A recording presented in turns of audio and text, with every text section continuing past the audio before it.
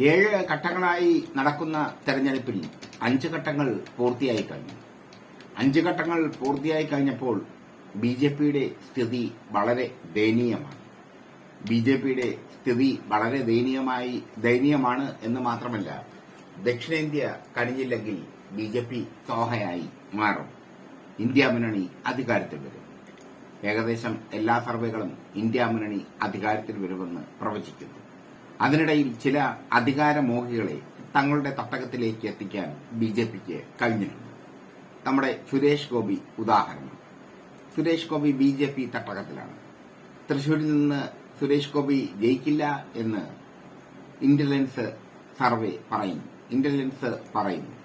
പക്ഷേ സുരേഷ് ഗോപി അതിലൊന്നും മയങ്ങി വീഴുന്നില്ല. അദ്ദേഹം ആത്മവിശ്വാസത്തിലാണ്.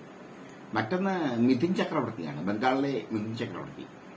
ബംഗാൾ സിനിമയിൽ നിന്ന് ഇന്ത്യൻ സിനിമയുടെ നായകനായി മാറിയ മിഥുൻ ചക്രവർത്തി ബിജെപി സ്ഥാനാർത്ഥിയായ അഗ്നിമിത്ര പോളിന് വേണ്ടി പ്രചരണത്തിനിറങ്ങി. ബംഗാളിൽ പ്രചരണത്തിനിറങ്ങിയത് മാത്രമേ മിഥുൻ ചക്രവർത്തിക്ക് അറിയൂ. പിന്നീട് അങ്ങോട്ട് ജനങ്ങളുടെ കല്ലേറാണ്. കല്ലെറിഞ്ഞ് ഓട്ടിച്ചു മിഥുൻ ചക്രവർത്തി. പണ്ടത്തെ ആക്ഷൻ ഹീറോയാണ്, പണ്ടത്തെ നർത്തകനാണ്, ഡിസ്കോ ഡാൻസറാണ്. അന്ന് ജനങ്ങൾക്ക് മുമ്പിൽ ചെലവായി. അവിടെ ചെന്ന് ബിജെപി സ്ഥാനാർത്ഥിക്ക് വേണ്ടി വോട്ട് ചോദിക്കാൻ പോയതാണ് ബംഗാളിൽ, മമതയുടെ ബംഗാളിൽ. എന്തായാലും എറി വൃത്തി കിട്ടി. എറി കിട്ടിയപ്പോൾ ഓടി. മിഥുൻ ചക്രവർത്തി തന്റെ എല്ലാ ശക്തിയും സമാഹരിച്ച് ഓടി. അവിടെ ഇലക്ഷൻ പ്രചരണം നടന്നുമില്ല. ഇപ്പൊ അന്യോന്യം കുറ്റപ്പെടുത്തുകയാണ് ബിജെപിയും തൃണമൂലും. തൃണമൂൽ പറയുന്നത് മിഥുൻ ചക്രവർത്തി ബിജെപിക്ക് വേണ്ടി വന്നപ്പോൾ സ്വാഭാവികമായി ജനങ്ങൾ പ്രതികരിച്ചു എന്നാണ്. ബിജെപി പറയുന്നത് തൃണമൂൽ ബ്രിഗേഡ് എന്ന് പറയുന്ന തൃണമൂലിന്റെ സൈന്യം മിഥുൻ ചക്രവർത്തിയെ ആക്രമിച്ചു എന്നാണ്. എന്തായാലും മിഥുൻ ചക്രവർത്തിക്ക് ഒരു വാക്ക് സംസാരിക്കാൻ പോലും പറ്റിയില്ല. ആട്ടി ഓടിച്ചു കളഞ്ഞു അവിടുത്തെ ജനങ്ങൾ. അത്രയേറെ ബിജെപിയെ വെറുക്കുന്നു ബംഗാൾ ഇപ്പോൾ മമതയുടെ കൊടുക്കയിലാണ്. മമത പറയുന്നതിനപ്പുറം ബംഗാളില്ല. മമത തീരുമാനിക്കുന്നതാണ് ബംഗാളിന്റെ രീതിയും പ്രത്യയ ശാസ്ത്രവും. എന്തായാലും ബിജെപിയെ സംബന്ധിച്ചിടത്തോളം പ്രചരണം നടത്താൻ പോലും പറ്റാത്ത ഒരവസ്ഥയിലായിരിക്കുന്നു ബംഗാൾ. സാക്ഷാൽ നരേന്ദ്രമോദിയും അമിത്ഷയും ഒക്കെ ബംഗാളിനെ ചുറ്റിപ്പറ്റി നീങ്ങുന്നുണ്ട്. മമതാ ബാനർജിയെ തകർക്കാൻ വേണ്ടി അവർ കുറെ തന്ത്രങ്ങൾ മെനയുന്നുണ്ട്.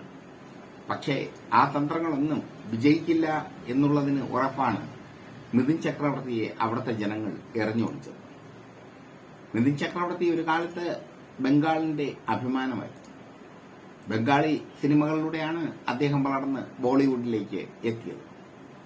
ബംഗാളി സിനിമയായ മൃഗയിലൂടെയാണ് അദ്ദേഹത്തിന് ദേശീയ അവാർഡ് ലഭിക്കുന്നത്.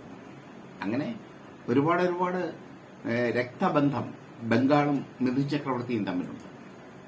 ആ രക്തബന്ധം ഒക്കെ മിഥുൻ ചക്രവർത്തി തകർത്തിരിക്കും.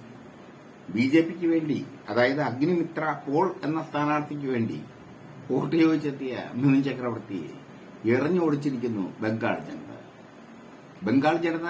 മറ്റൊന്നുകൂടി പറയുന്നു, ഇവിടെ ബിജെപിക്ക് വളക്കൂറുള്ള മണ്ണല്ല, ഇത് ഞങ്ങളുടെ മണ്ണാണ്, ഇത് മതേതരത്വത്തിന്റെ മണ്ണാണ്, ഇത് തൃണമൂലിന്റെ മണ്ണാണ്.